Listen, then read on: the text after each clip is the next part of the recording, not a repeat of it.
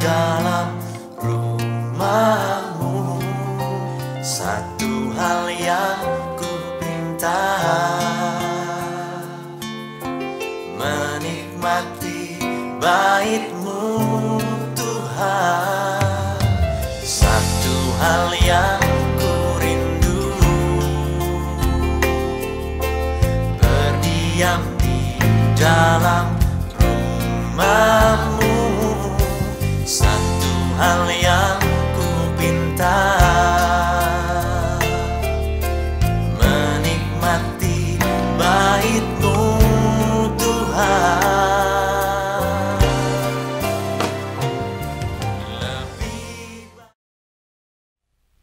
Shalom Happy Teens, bagaimana kabarnya minggu ini? Pada minggu ini kita balik lagi ingin memuji dan menyembah nama Tuhan. Kalian yang di rumah boleh berdiri dan bertepuk tangan sambil melakukan pujian ini.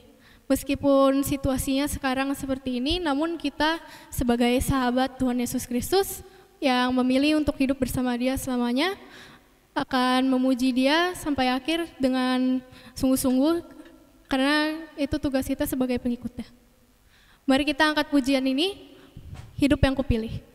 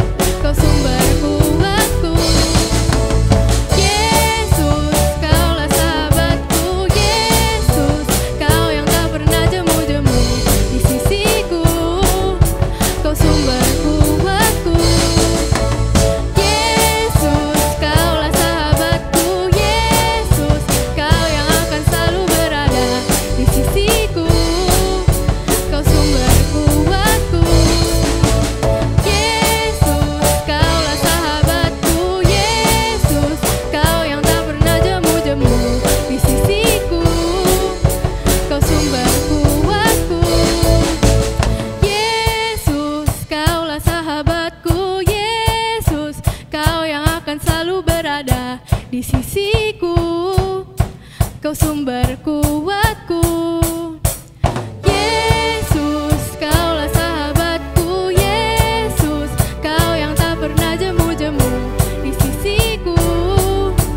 sumber kuatku. Yesus, Kaulah sahabatku. Yesus, Kau yang akan selalu berada di sisiku. Kau sumber kuatku. Yesus, Kaulah sahabatku. Yesus, Kau yang tak pernah jemu-jemu di sisiku.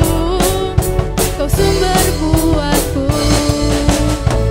Kaulah sahabatku, berada di sisiku.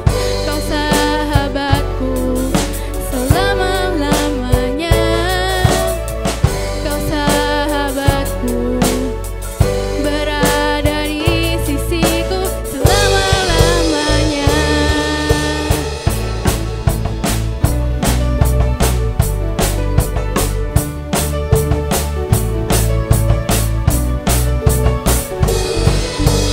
Beri tepuk tangan yang meriah untuk Tuhan Yesus Kristus. Happy teens, my choice is my destiny. In Jesus Christ, I am so happy. Ya, gimana? Udah capek semuanya? Kita akan melanjutkan pujian ini kepada lagu worship kita, yaitu Bejanamu.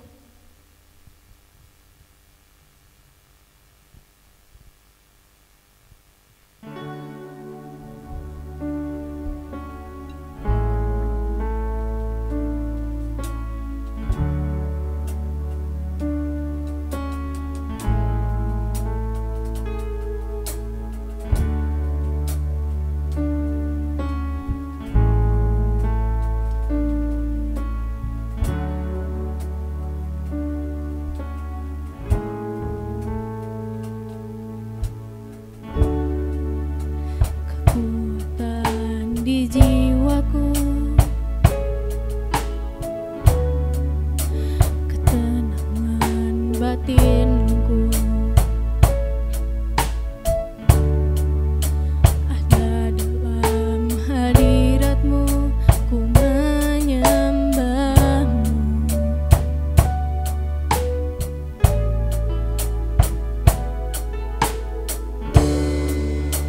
Tersungkurku di kaki-Mu,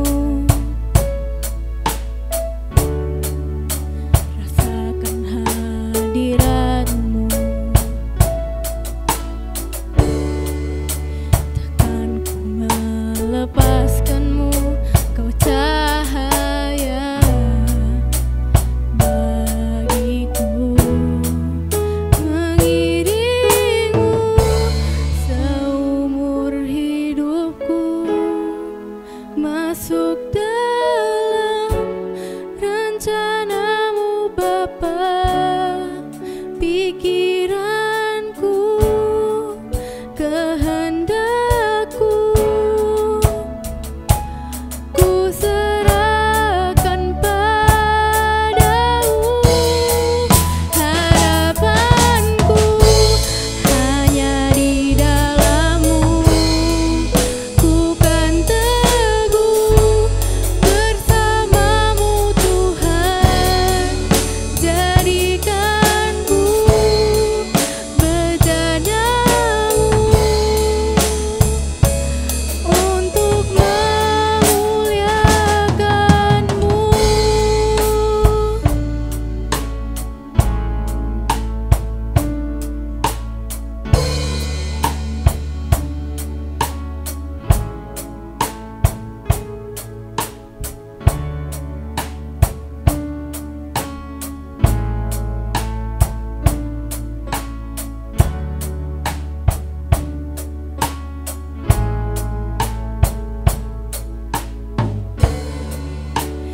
Kekuatan di jiwaku, ketenangan batinku, ada dalam hadirat-Mu, ku menyembah-Mu.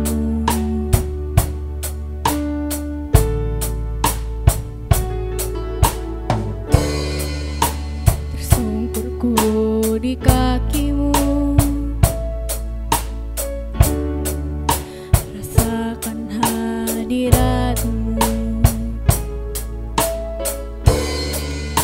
Takkan ku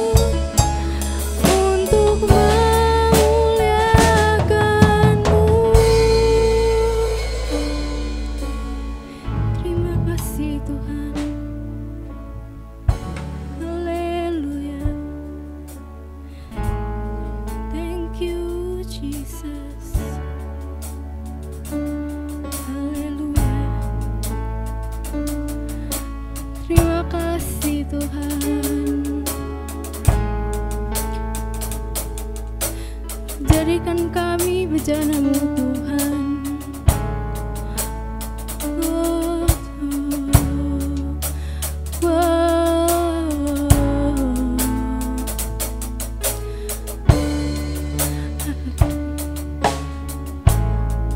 Haleluya, haleluya. Terima kasih Tuhan, thank you Jesus. Kami bersyukur, haleluya. Terima kasih Tuhan, terima kasih, terima kasih, terima kasih. Thank you Jesus, thank you Jesus, thank you Jesus.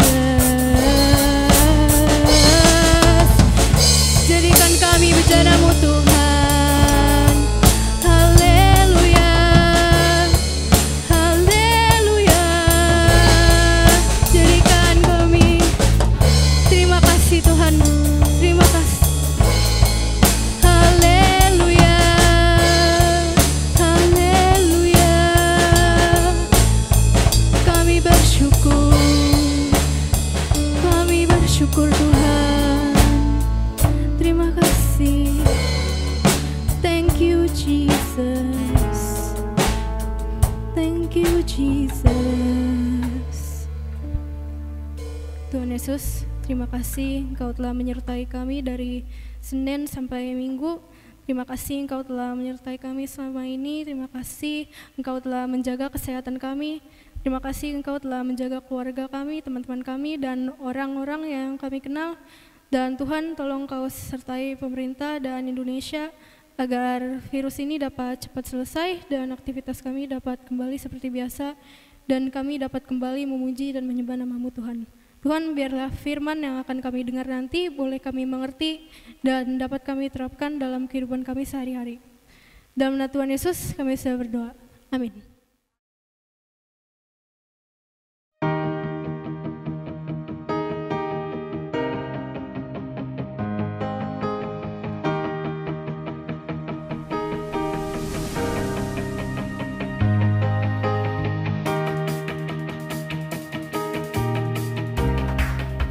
Hai, shalom anak-anak Teens.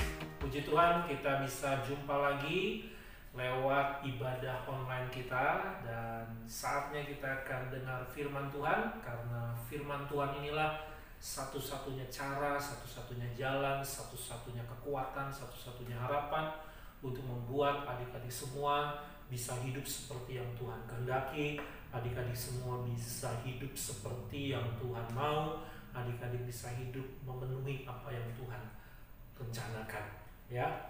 Selain itu, lewat firman Tuhan ini adik-adik yang membuat kalian bisa bertahan, kalian bisa menikmati kebahagiaan, kalian bisa mampu mengalahkan kejahatan, dan kalian bisa membedakan manakah yang memang berasal dari Tuhan dan mana yang dari nabi-nabi palsu, ya. Oke, nah adik-adik, hari ini kakak ingin menyampaikan satu hal saja. Bagaimana supaya kalian sendiri jangan sampai terjebak dengan nabi-nabi palsu. Bagaimana supaya kalian sendiri bisa menang atas nabi-nabi palsu.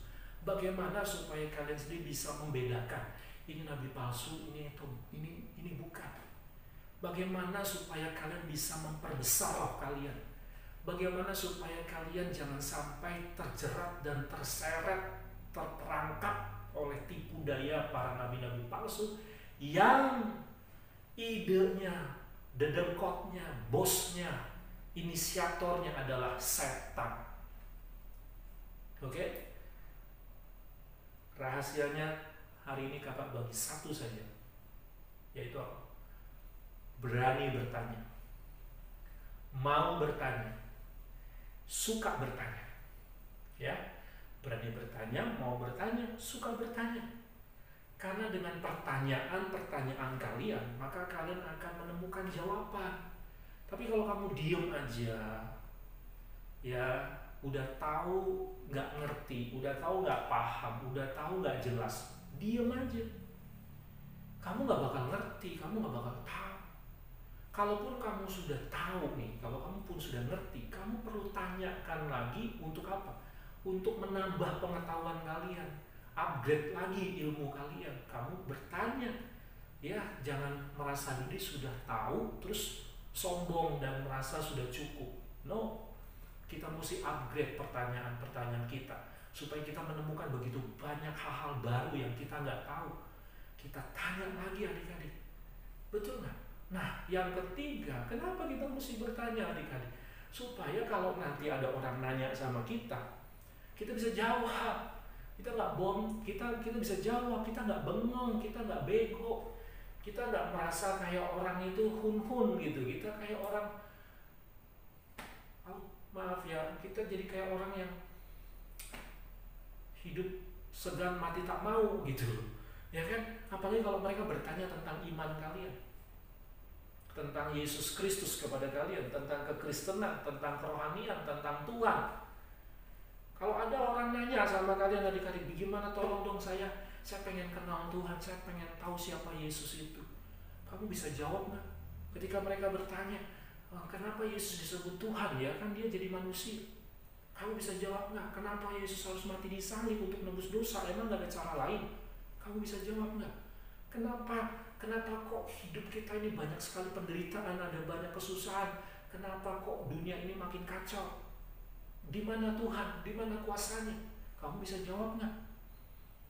Hah? Come on, ini pertanyaan-pertanyaan penting yang harus kita benahi dari sekarang. Betul nggak adik-adik? Nah, saya ajak kalian membuka satu kisah di dalam Kisah Para Rasul 9. Ya, ini cerita yang sudah sangat familiar, sudah sering kita baca dan mungkin kalian sudah sering dengar. Kisah Para Rasul 9, kakak tidak baca semuanya untuk mempersingkat waktu. Kisah pasal 9. Ya, bacaan kita ini ayat 1 sampai dengan cukup panjang ini sebenarnya. Kakak harap kalian membacanya di rumah setelah kita selesai ibadah. Cari waktu untuk kalian baca kembali agar kalian tahu cerita aslinya seperti apa. Sehingga jangan hanya dengar dari kakak saja, tapi kamu buktikan cerita kakak ini. Kisah Rasul pasal 9 ini cerita tentang Saulus bertobat adik-adik. Nah, pertobatannya dimulai dari mana sih? Kenapa kok Saulus itu bisa bertobat? Kalian tahu nggak, Saulus ini orang yang sudah hebat, terpelajar, pandai, taat beragama, punya posisi jabatan yang tinggi dalam keagamaan Yahudi pada zaman itu. Agama Yahudi pada zaman itu agama yang sangat dominan, mayoritas, agama yang paling banyak diikuti, ya. Karena saat itu memang orang-orang Yahudi mereka semua adalah pengikut ajaran Musa, pengikut ajaran kitab-kitab hukum-hukum Taurat. Mereka semua hidup dalam ajaran Musa dan hukum-hukum Taurat. Nah, tiba-tiba ada sekelompok orang Yahudi yang menjadi Kristen, pengikut Yesus. Nah, bagi Saulus ini dianggapnya apa? Kafir, ini dianggapnya murtad, ini dianggapnya agama sesat, ini dianggapnya agama mengganggu, yang harus dihancurkan, yang harus disingkirkan, dan harus ditarik kembali orang-orang Yahudi yang jadi Kristen masuk lagi ke agama Yahudi. Nah, ini sering terjadi sampai hari ini. Banyak agama-agama tertentu memaksakan orang lain untuk kembali ke agama yang lama. Kalau sampai ada orang pindah agama, dianggapnya itu suatu penistaan, itu dianggap suatu penghinaan, itu dianggap sesuatu masalah besar, ya, itu dianggap sebuah aib dalam keluarga, ya kan? Nah, ini masalahnya. Saulus makanya dia benci banget. Sebetulnya niatnya baik, hatinya baik, karena dia tidak ingin agama Yahudi itu jadi berkurang. Dia tidak ingin agama Yahudi itu nanti malah tidak ada pengikutnya, apalagi kalau sampai agama Yahudi musnah dan tidak ada lagi yang menyembah dan mempercayai agama Yahudi. Makanya Saulus bertekad sekuat tenaga mempertahankan supaya agama Yahudi tetap ada di bumi ini. Karena nenek moyang dia, bapak-bapak leluhurnya orang Yahudi sudah begitu berjuang mempertahankan iman mereka di tengah-tengah bangsa-bangsa yang tidak mengenal Tuhan. Ya, sehingga Saulus merasa bertanggung jawab sebagai generasi penerus. Dia tidak ingin agamanya musnah. Adik-adik, adakah semangat yang sama seperti Saulus dalam diri kalian? Kalian semua orang Kristen bukan? Kalian semua beragama Kristen. Punya nggak semangat seperti itu? Ya, atau kalian cuek bebek aja, atau kalian nggak peduli dengan agama? Hati-hati adik-adik, karena firman Tuhan berkata di dalam surat Timotius, orang yang nggak peduli agama itu tanda-tanda manusia akhir zaman. Manusia akhir zaman maksudnya apa? Manusia yang sudah benar-benar nggak peduli tentang Tuhan, nggak peduli lagi tentang hidup yang berarti dan berguna bagi Tuhan. Mereka hanya mengandalkan kepentingan dan kesenangan pribadi. Apakah kamu mau termasuk orang? Apakah kamu mau termasuk orang seperti itu? Ya. Nah, semangatnya ini loh yang kita teladani dari Saulus. Semangat dia itu adik-adik. Ya, kalian kan pasti punya semangat juga untuk mempertahankan sesuatu. Misalnya, kamu main game, kamu pengen pertahankan permainan game kamu kan. Jangan sampai kamu merosot, jangan sampai game kamu kalah terus. Kamu pertahankan, kamu di sekolah, kamu punya ranking, kamu pertahankan. Kamu jago main basket, atau kamu misalnya punya kemampuan kelebihan, sesuatu yang hebat, sesuatu yang kalian mampu lakukan, kalian akan pertahankan. Betul nggak? Handphone kalian, barang-barang kalian pertahankan supaya awet, jangan rusak, jangan hilang, jangan dicuri. Betul nggak adik-adik? Kita punya kekuatan, kita punya semangat untuk mempertahankan benda-benda atau hobi-hobi kita, kesenangan kita. Kenapa kita nggak punya semangat untuk mempertahankan iman kita, keyakinan kita? Kenapa kita nggak punya semangat? Ini masalah bukan? Kakak ngomong seperti bukan berarti kita jadi seorang yang agamanisme, ya terlalu agama sentris gitu. Jadi kayaknya agama Kristen yang paling benar. Bukan itu poinnya. Maksud kakak bukan ingin mengatakan hal itu, ya. Tapi bagaimana kalian ketika kamu sudah memilih, kamu sudah menjalani, kamu sudah mengikuti agama Kristen.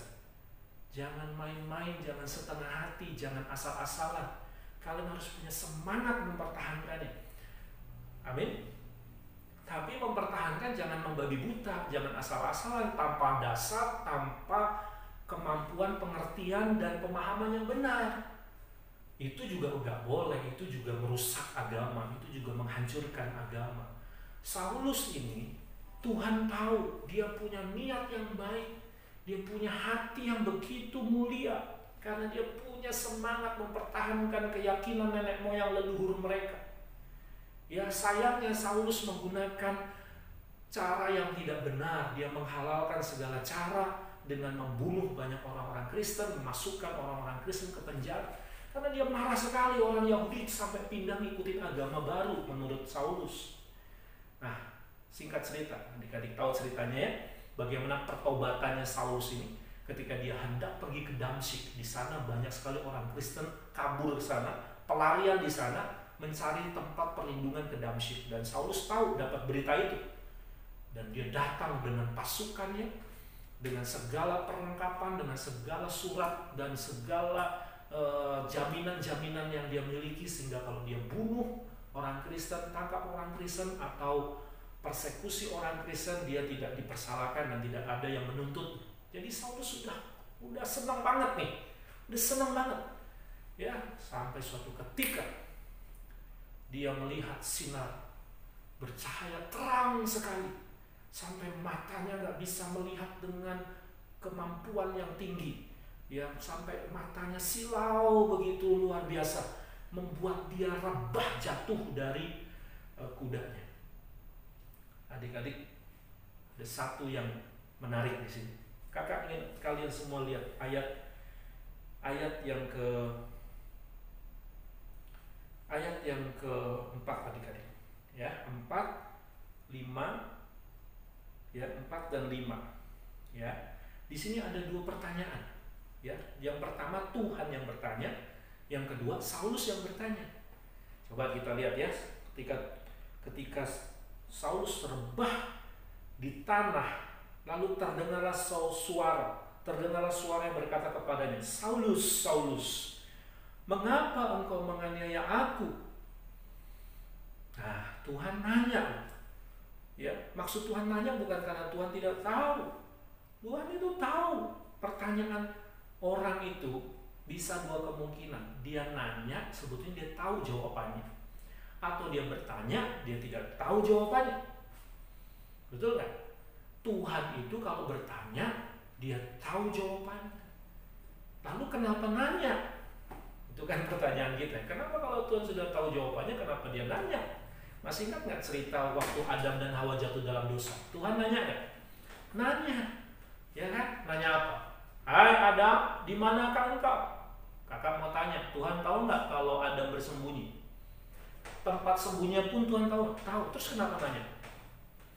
Ayo, kayak kurang kerjaan ya. Kayaknya Tuhan ini ngerjain atau apa nih? Nah, hati-hati, bukan itu maksudnya adik-adik. Sebagai contoh ya, kalau seorang maling ketangkep polisi. Nah, udah maling ketangkep, kan polisi tahu dong bahwa ini maling ini adalah pencuri. Dia sudah dapat data, sudah dapat informasi saksi-saksi sehingga dia bisa tangkap ini pencuri. Betul nggak adik-adik? Sudah tahu kan dia maling, tapi begitu sampai dibawa ke kantor polisi, diinterogasi nggak? Diinterogasi nggak? Ditanya-tanya nggak? Iya ditanya. Maksudnya apa itu nanya-nanya? Untuk apa? Untuk memastikan pertanggungjawaban, untuk memastikan kebenaran, untuk memastikan bahwa engkau pelakunya, untuk memastikan bahwa engkau nggak bisa mengelak dan engkau harus mempertanggungjawabkan. Nah itu maksudnya pertanyaan Tuhan kepada Saulus. Jelas ya? Nah selanjutnya adik-adik, kalau kita baca selanjutnya, jawab Saulus. Ya, ini nggak nyambung. Pertanyaan Tuhan apa, jawabannya apa? Coba deh. Ya, Saulus yang pintar ini kelihatan bodoh di hadapan Tuhan. Saulus yang merasa gagah perkasa, Saulus yang merasa hebat, Saulus yang merasa jago ini agamanya, paling pintar agamanya, debat dengan siapapun dia bisa jawab. Ya, tapi ketemu sama Tuhan, begonya luar biasa adik-adik. Tapi belum tentu karena kamu salah jawab, kamu itu bodoh. Bukan. Itu tidak menjamin kamu itu bodoh atau kamu itu tidak pintar. Ya, kamu masalahnya karena tidak tahu, karena kamu kurang belajar saja. Tapi kalau kamu sudah belajar, kamu sudah tahu, ketika diulang lagi, remedial lagi, ditanya lagi, kamu bisa jawab kan? Berarti kamu pintar. Gitu loh. Ya kan? Tapi Saulus ini berulang-ulang udah dikasih tahu Yesus itu Tuhan. Mereka itu jadi orang Kristen, ikut Yesus. Mereka percaya Yesus itu sudah bangkit dari kematian. Dan mereka tahu Yesus itu Mesias, Juru Selamat. Mereka tahu. Tapi Saulus itu merasa diri kok nyalahin gitu loh. Udah banyak dikasih tahu tentang siapa Yesus. Saulus belajar tentang siapa Yesus. Dia tahu Yesus ini siapa. Nubuatan-nubuatan di kitab-kitab hukum-hukum Musa ada.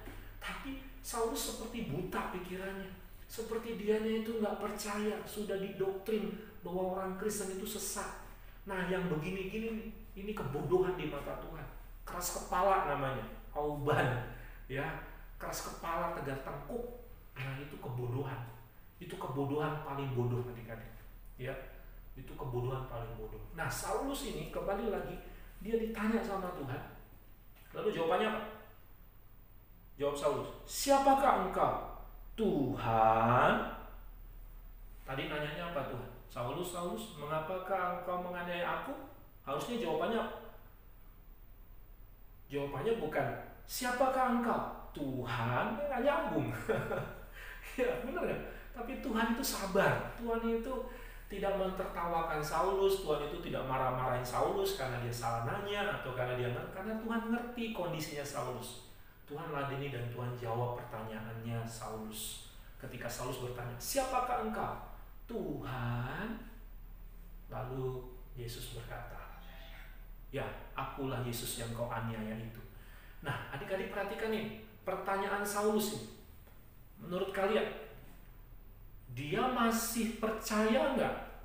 Pertanyaannya, menurut kalian adik-adik, Saulus ini kenal Tuhan nggak kalau gitu? Dia sudah beragama nih. Dia sudah punya keyakinan Yahudi yang kuat nih. Sudah belajar begitu lama nih agama Yahudi. Dia kenal Allahnya nenek moyang mereka, leluhur mereka. Dari keturunan Abraham, Ishak dan Yakub. Ya, dari zaman Musa, dari zaman Nuh, dari zaman raja-raja Israel sampai kepada Saulus, dia tahu Allah itu siapa. Tapi kenapa waktu dia mengalami peristiwa ini, dia bertanya, siapakah engkau? Tuhan. Berarti ada keraguan, ada ketidakpastian, ada sesuatu yang dia sendiri nggak tahu. Iya, ada. Berarti selama ini dia beragama tapi tidak bertuhan. Kakak ulangi, selama ini Saulus beragama tapi tidak bertuhan. Jangan-jangan adik-adik ngalamin yang sama. Kamu beragama tapi tidak bertuhan. Kamu tahu cerita tentang Alkitab, kamu tahu kitab Kejadian sampai Wahyu, kamu hafal semua ayat, kamu ngerti, kamu belajar di sekolah Kristen, kamu sekolah minggu, kamu sering ke Tunas, kamu sering ke gereja. Tapi pertanyaannya, kamu tahu nggak Tuhan? Kenal nggak Tuhan, adik-adik? Hah? Kenal nggak? Jangan-jangan kita mengalami sama seperti Saulus ini. Siapakah engkau? Tuhan. Kenapa bisa ngomong seperti itu? Karena Saulus belum pernah ngalamin peristiwa seperti ini dalam hidupnya. Saulus belum pernah merasakan kemuliaan Tuhan. Saulus belum pernah melihat bagaimana cahaya seterang itu yang melebihi terang matahari. Saulus gak punya pengalaman spiritual. Saulus gak punya pengalaman rohani. Saulus gak pernah melihat kemuliaan Tuhan. Saulus gak pernah tahu itu yang dialami oleh Saulus. Tapi semua itu bisa berubah. Semua itu bisa berubah dari diawali sebuah pertanyaan. Ya, bertanya, Tuhan pasti jawab. Tuhan itu Sang Maha Guru. Dia pasti bisa jelasin semuanya. Kakak terbatas, pengetahuan kakak terbatas. Tapi Tuhan tidak terbatas bisa menjawab apa yang menjadi pertanyaan-pertanyaan kalian. Tinggal tunggu waktu dan saatnya akan dijawab pertanyaan-pertanyaan kalian. Ya, karena dengan bertanya itulah membuka pikiran kalian, membuka hati kalian untuk kalian mengerti siapa Tuhan yang sebenarnya. Dan sejak pertemuan ini, sejak Saulus berjumpa, sejak Saulus punya pengalaman rohani dengan Tuhan untuk pertama kalinya, inilah cikal bakal awal mula Saulus menjadi orang Kristen yang militan, lebih militan daripada agama dia yang lama. Di dalam agama Yahudi, Saulus itu sudah militan, sudah punya kekuatan semangat tinggi. Ketika dia menjadi agama Yahudi, dia berjuang sehebat mungkin untuk memberkati banyak orang, untuk berbuat yang terbaik untuk agamanya. Apalagi setelah dia kenal Yesus dengan melihat pengalaman kemuliaan Tuhan itu, lebih semangat dia, lebih bergairah adik-adik. Dan Saulus bukan orang yang gegabah. Dia masih harus rendah hati. Dia harus sabar. Dia harus menunggu waktu yang cukup lama belajar tentang kekristenan. Ya, diawali dengan dia datang ke rumah Ananias, minta didoakan supaya matanya yang buta itu, karena sinar cahaya terang itu, didoakan oleh Ananias, matanya terbuka. Pengalaman spiritual terjadi lagi untuk kedua kalinya. Betul nggak? Bagaimana Saulus merasakan kuasa Roh Allah itu, kuasa Yesus itu menyembuhkan matanya yang buta. Aduh adik-adik, gimana kalau seandainya Saulus itu butanya 3 tahun, 30 tahun, atau seumur hidup, 3 hari rasakan buta, terus sembuh. Seneng gak? Kalian kalau sakit maunya cepat sembuh kan? Mau gak kalau sakit lama-lama? Gak mau. Sama seperti pandemik saat ini, virus corona saat ini. Waduh, udah hampir 1 tahun ya adik-adik. Masa kita pengen pandemi ini terus-terusan? Kita masih rindu berdoa supaya pandemi ini segera berlalu, betul nggak? Itu yang dirasakan Saulus. Jadi Saulus ngalamin lagi kebaikan Tuhan, ngalamin lagi berkat Tuhan, ngalamin lagi kuasa Tuhan. Dan kalau kita lihat perjalanan lebih jauh, ada banyak pengalaman spiritual Saulus mengalami bagaimana Tuhan berkuasa. Itulah yang menjadi dasar iman kekristenannya makin kuat, karena dia ngalamin Tuhan itu hidup, Tuhan itu nyata. Inilah yang membedakan kekristenan dengan agama-agama lain. Kekristenan bicara soal kamu dan saya berjalan bersama Tuhan, ngalamin Tuhan, ngerasakan hadirat Tuhan, dan kalian bisa ngerti dan paham rencana Tuhan.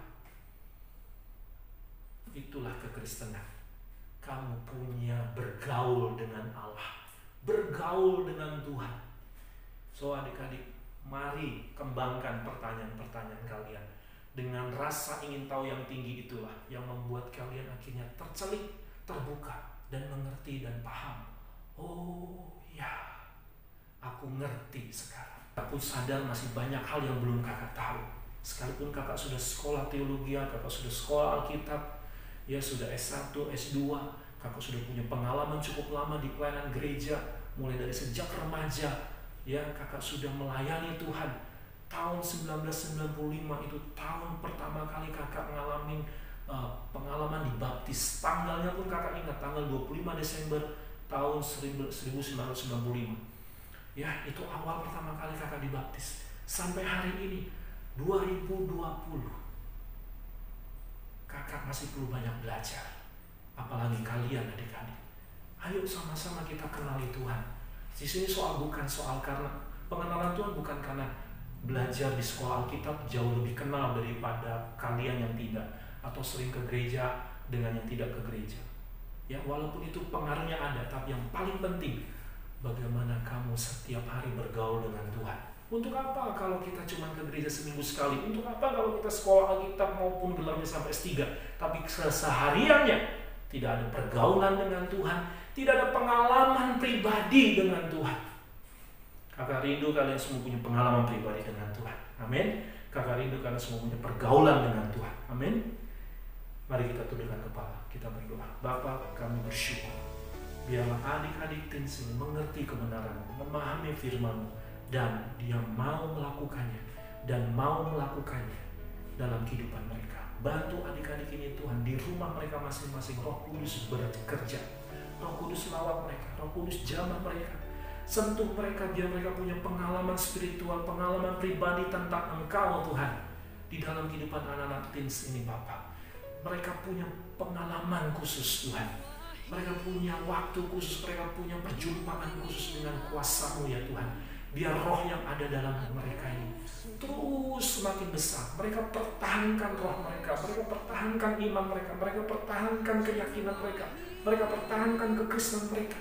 Semua ini diawali dengan keberanian, kemauan kami, kesukaan kami untuk bertanya. Tuhan tolong bantu kami supaya kami jangan malu bertanya. Kami mau bertanya supaya inilah salah satu cara kami memulai pertama kali untuk kami membangun kehidupan kami yang lebih baik lagi ya Tuhan. Sama seperti Saulus, dia bertanya kepada Engkau Tuhan. Bantu kami Bapa untuk mengerti dan memahami kebenaran-Mu dengan pertanyaan-pertanyaan dari diri kami sendiri. Karena kami tidak mau hanya satu arah, kami mau ada dua arah. Kami mau belajar bersama-sama Tuhan. Terima kasih Bapak, berkati adik-adik ini Tuhan, supaya mereka punya kemenangan, kemampuan, kekuatan untuk mengalahkan nabi-nabi palsu, untuk mereka menjadi anak-anak Tuhan yang militan dan sungguh-sungguh bergairah di dalam Engkau. Terima kasih Bapak, berkati adik-adik ini. Dan sekarang anak-anak Teens, bangkitlah berdiri, angkat kedua tanganmu, arahkan imanmu. Bangkit berdiri, arahkanlah hati dan iman percayamu kepada Tuhan Yesus Kristus yang telah menjumpai Saulus. Saya berdoa biarlah Tuhan Yesus Kristus yang sama akan menjumpai kalian juga. Bapa di surga, turunkan berkat-Mu bagi adik-adik dalam nama Bapa, dalam nama Tuhan Yesus, dalam nama Roh Kudus. Dan mereka punya pengalaman spiritual, punya pengalaman pribadi dengan Engkau, punya pengalaman bergaul dengan Tuhan. Mampukan anak-anak Teens ini Bapa, mulai mereka berani bertanya tentang Engkau, memikirkan Engkau, untuk mereka memahami pikiran dan kehendak-Mu. Sama seperti Saulus yang mempertanyakan, sekalipun dia belum mengerti, tapi akhirnya dia mengerti. Tuhan bantu adik-adik ini dengan berkat-Mu turun atas mereka. Biarlah berkat kecerdasan, berkat kepandaian, berkat keimanan turun atas adik-adik ini sehingga mereka jadi anak-anak remaja yang memiliki pengetahuan kebenaran akan Tuhan. Berkati mereka dengan pemahaman ini ya Tuhan, karena ini jauh lebih tinggi daripada harta jasmani kami ketika kami mengenal Tuhan. Terima kasih Bapa, kuatkan adik-adik ini untuk tetap hidup dalam iman, kuatkan adik-adik ini untuk jadi orang Kristen yang benar, kuatkan adik-adik ini ya Tuhan untuk mereka tetap semangat mengasihi Tuhan, memuliakan Tuhan, melayani Tuhan dari sejak masa remaja mereka. Di dalam nama Tuhan Yesus kami berdoa dan kami sambut berkat-Mu. Haleluya. Amin. Nah, challenge buat anak-anak Teens ya, pertama doanya tetap dilanjut sampai nanti kita lanjutkan lagi tahap-tahap doanya seperti yang sudah pernah kakak jelaskan sebelumnya. Tolong segera yang belum di-challenge, silahkan lakukan challenge yang pertama ini. Oke? Nah, yang kedua, ini sesuai dengan firman Tuhan hari ini kakak sampaikan. Kakak rindu kalian coba mengajukan pertanyaan sama Kak Donald berkaitan dengan iman Kristen, dengan Alkitab, atau dengan kehidupan rohani kalian, pengalaman-pengalaman rohani kalian tentang kekristenan, tentang agama Kristen, tentang Alkitab, tentang ketuhanan. Mari silakan kita berdiskusi. Kita akan jadikan momen ini, kesempatan ini untuk kakak beri waktu, beri kesempatan buat kalian tanya sama Kak Donald, ya. Nah, nanti pertanyaan-pertanyaan kalian ini akan kakak jawab di konten atau di video-video kakak selanjutnya. Tunggu pertanyaan-pertanyaan kalian. Itu challenge-nya buat kalian semua. Jelas ya? Oke, Tuhan Yesus memberkati adik-adik. Tetap semangat dalam Tuhan. Dan terimalah salam dari Kak Donald. Salam happy. My choice is my destiny. In Jesus Christ, I am so happy. God bless you. Bye.